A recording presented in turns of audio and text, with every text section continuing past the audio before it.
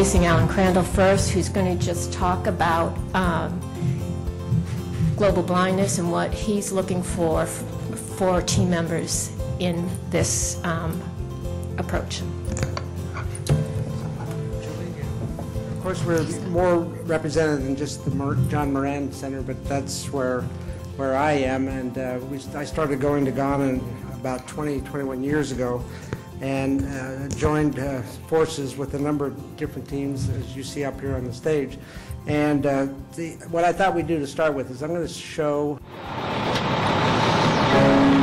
So this is a short video on one of our trips. It gives you an idea of the number of things that are involved in making this type of an event happen, and it'll give us a good idea about our effect potential effect on the local population. So it's actually beautifully well done, so I'll just let it run for a second.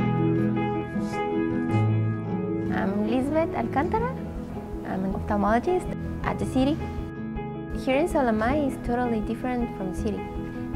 People here have many economic problems, so it's difficult for them to get surgeries when they need them. About the surgeries here, we have 2 or 3 top per week. In the United States, its average is about 1 ophthalmologist for 20,000 folks. And that allows the person to see everybody that needs to be seen and operate on everybody that needs to be seen. In this part of Guatemala, there's 1 doctor for 750,000 patients. So that he cannot keep up with the rate of blindness. So curable blindness is increasing here because there's just nobody here to do it. There's no other place like this in all Baja Verapaz. This is the only place. So here is always full, and the need is great. There's a very deep shortage of physicians here, and so you see a lot of the people needing their cataract removed, and they're very dense cataracts. Back home, when we have a cataract, you know, there's a little bit of blurry vision, and so we have something wrong, we go in and see the doctor. You have a cataract, it's removed much quicker. Here, people have them for a longer period of time, and they've matured longer. So some of them go to hand motion, light perception. Some you can't even see through. They're very dense and very difficult to remove. Being blind, I mean, all of us think about that. Close your eyes. I mean, that's pretty devastating. In Guatemala, when someone goes blind, it's really another member of the family that takes on the responsibility of taking care of this person. What happens is the person that could be working is staying in the home taking care of that person, and the person that is blind cannot contribute. We're actually freeing up more than 1 person when we give 1 person back their sight.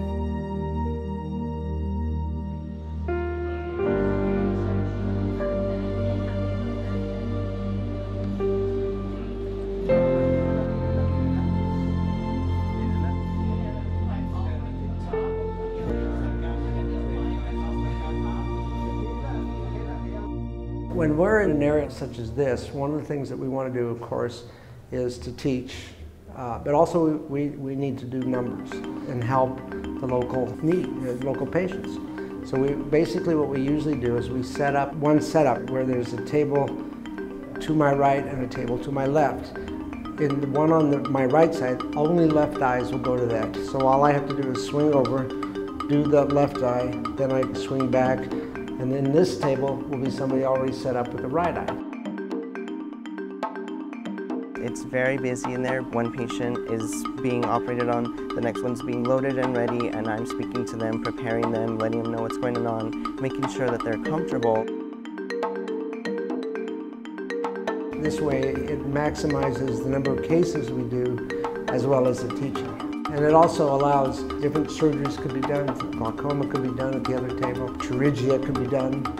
And all I have to do is move back and forth and take care of the dense cataracts. As a group, I think we're a well-oiled machine.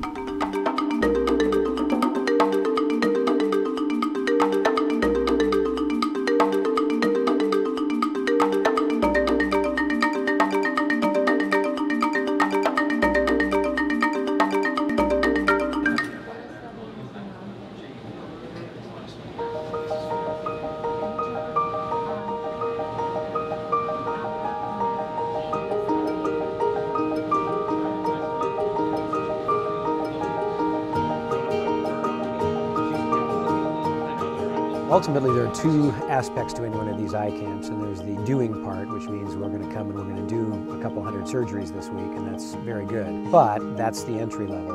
In the long run, it really also involves training the local physicians to do the same thing.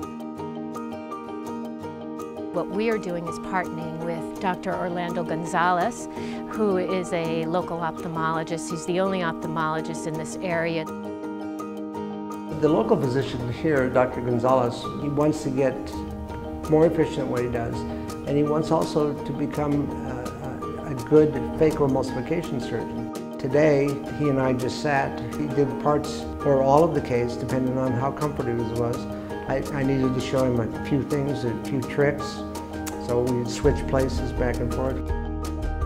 What we can help most with is getting the local physicians at a point where they're not only good at what they do, but they're efficient enough where they can start to do increasing numbers.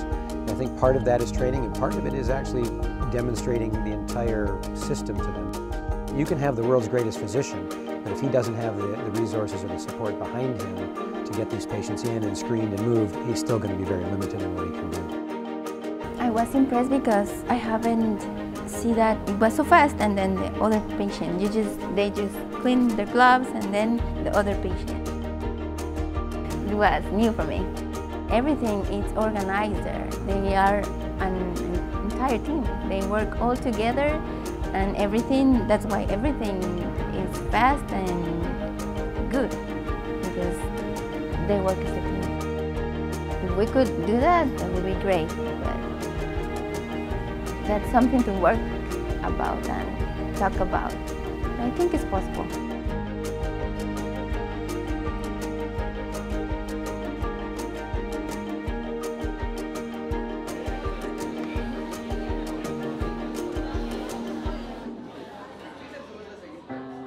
One of the greatest joys for us is the day after surgery. When you take someone who's completely blind and you take the patch off.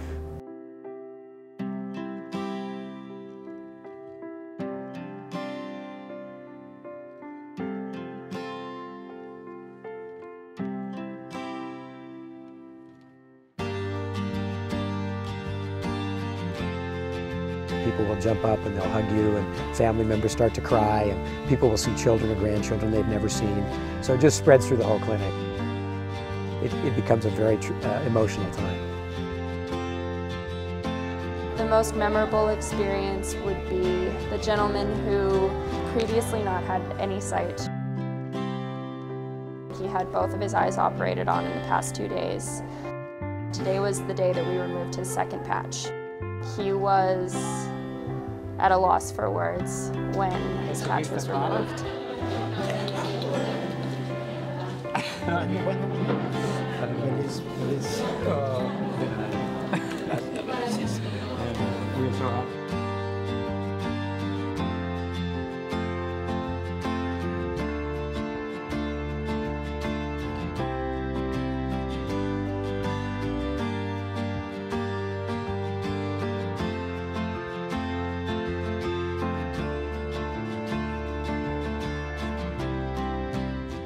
We're lucky to have a skill where you can go into an area and truly make a difference. And you never forget these people. I can go back to day one, remember what a joy it is to take those patches off. Something is very special about the Moran. There is this sense of us all working for one goal, and it is just extraordinary to be surrounded by this group of people that are very talented and very humble and willing to share their knowledge and their expertise. And there's just a feeling of pure joy of everyone working together. I just think it is one of the best experiences, and I will continue to do it until I can't do it anymore.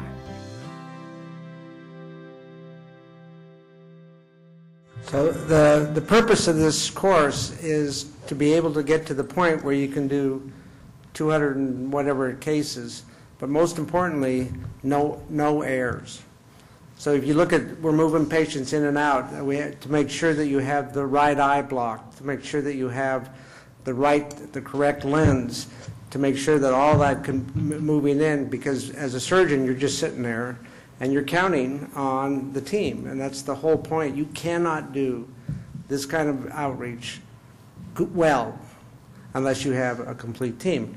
And certainly everybody up here on the, next slide, let me see if thing. So I was asked to comment on what you want as to bring on as a physician. And so I'm going to point to the person, and that's him. Why am I pointing to him? Because he is willing to do everything necessary to make sure that the patient gets from point A to the OR and to the thing the next door. And there's no egos, there's no, I have to do the surgery, there's none of that. And you have to go in with that thought process. You may do 5 surgeries, you may do 200, whatever it is, but the team is what really has to decide. And you need people like Roger who can do the blocks, and also move patients and get patients in and out appropriately. And it's really not an easy job. And all of that stuff that you saw, we brought in about 40 bags that contained equipment, that contained IOLs, and so what we do, first of all, we send team members down to get an idea of the number of cases, get an idea of the size of the eyes, and that, so when we come, we're well prepared. And we almost look like, as you saw, it almost looked like an operating room.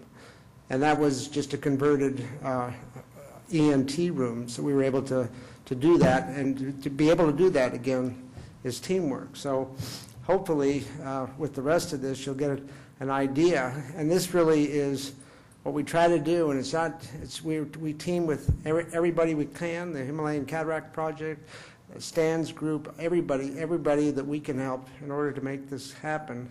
And it's really important to really understand what we're trying to do.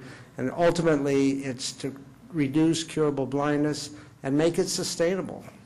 Now, the average is to make a place sustainable means you have to have somebody who's good enough that people that could afford to leave the country stay to have their cataract done. And you have to, in order to get to that point, you have to train not only that person, but that person's team, and usually 2 or 3 other docs to help that person. And it took 18 years at Tuganga in Kathmandu, first country to have reduced curable blindness in the developing world. And also, we're now 20 years, I'm 20 years in Ghana, and we're very, very close to being to the point where they don't need us, which is our ultimate goal. So with that, I'll turn it over to Susan again. Thank you. Thank you.